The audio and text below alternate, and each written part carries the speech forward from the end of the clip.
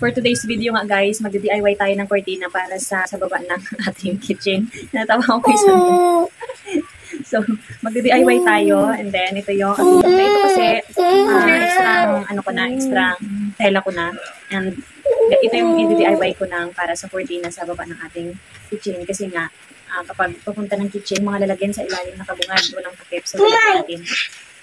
Ganito nga pala, so mahaba nga pala ito, malapad nga pala ito. And then, hinati ko lang siya para kakasya naman siya doon sa paglalagyan ko.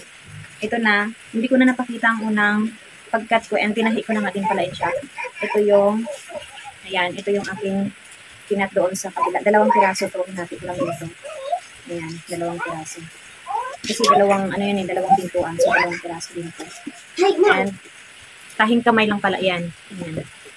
Wala akong makina sa tahing kamay lang yan. Okay naman. Tsaka hindi naman siya halata.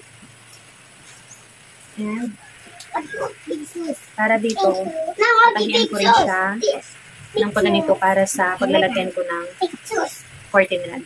Yan, gaganyan ko siya. Wait lang guys, susukat ko muna doon. So guys, nasukat ko na nga pala doon. And ito yung laki ng ating pagkakasiran.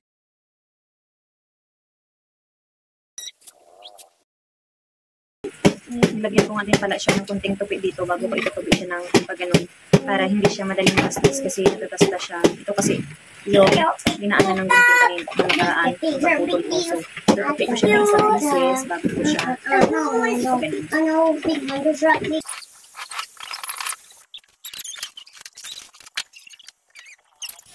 So, ito na guys. Tapos na. Ito yung pangalawa.